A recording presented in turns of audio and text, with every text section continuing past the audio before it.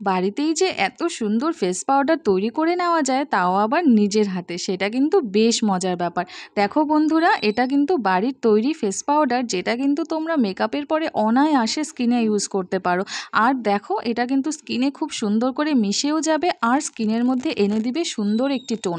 তার পাশাপাশি কিন্তু স্কিনের মধ্যে নিয়ে আসবে গ্লসি ইফেক্ট। এই গ্লসি ইফেক্ট কী করে অ্যাড করলাম সেটা তোমাদের এই ভিডিওটিতে বলবো, তার জন্য স্কিপ না করে দেখে যাও। Hello friends, welcome to Puja's natural world. তোমরা সবাই কেমন আছো? আশা করছি সবাই ভালো আছো। বন্ধুরা, যারা আমার চ্যানেলে নতুন এসেছো, আমার চ্যানেলটিকে সাবস্ক্রাইব করে প্লিজ আমার পাশে থেকো। তাহলে চলো আর দেরি না করে শুরু করা যাক। কী করে এই ফেস পাউডারটি বাড়িতেই বসে তৈরি করা যায় সেই রেসিপিটি তোমাদের সাথে শেয়ার করে নিই।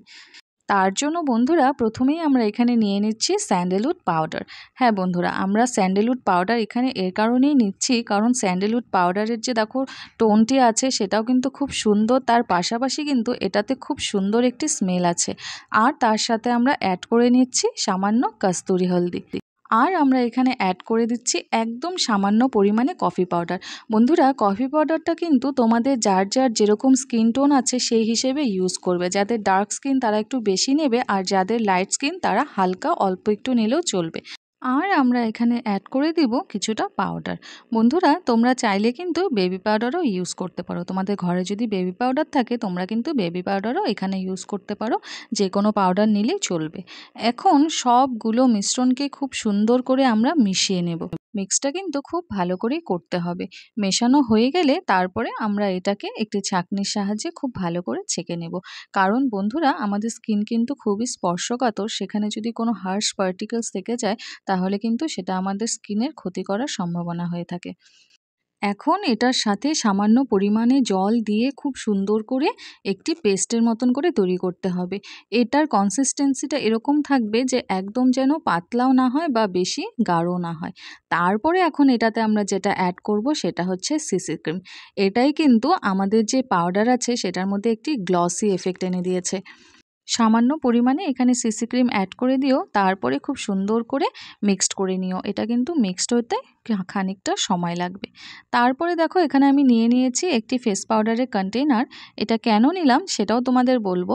এখন এটার মধ্যে আমি মিশ্রণটি ঢেলে দিয়ে খুব সুন্দর করে সেট করে নেব। দেখো, আমি খুব ভালো করে এটা সেট করার চেষ্টা করছি। আর এটা সেট করার পরে এটা আমরা রেখে দিব শুকোনোর জন্য প্রায় কয়েক ঘন্টা পর। তারপরে দেখব এটার কি অবস্থা। দেখো বন্ধুরা, এই যে আমাদের কিন্তু পাউডারের যে মিশ্রণটি ছিল সেটা কিন্তু একদম শুকিয়ে গেছে। আর যে কন্টেনারটা কেন নিয়েছি এর জন্যই। দেখো, এটা কিন্তু নিজের থেকেই উঠে গেছে শুকিয়ে যাওয়ার পরে, আমার কিন্তু আর কোনো পরিশ্রম করতে হয়নি। আর আমি যদি কোনো বাটিতে বা অন্য কিছুতে দিতাম তাহলে কিন্তু এটা চামচের সাহায্যে বা কোনো কিছুর সাহায্যে অনেক কষ্ট করে এটা উঠাতে হতো। তাই আমি এটার মধ্যে দিয়ে দিয়েছি, এটা আমার উঠাতেও কোনো অসুবিধে হলো না, খুব সুন্দর করে নিজে নিজে এটা আলাদা হয়ে গেছে। তারপরে কিন্তু এটাকে খুব ভালো করে একটি চামচের সহায়তায় আমরা ডাস্ট করে নেব। ডাস্ট করে নিয়ে আর একবার ছেঁকে নেব। আর এখানে যে পার্টিকেলসগুলো জমা হবে এটা কিন্তু তোমরা তোমাদের হাত দিয়েও খুব সুন্দর করে যদি একটু গুঁড়ো করে দিতে পারো, এটাও কিন্তু পাউডার ফর্মে তৈরি হয়ে যাবে।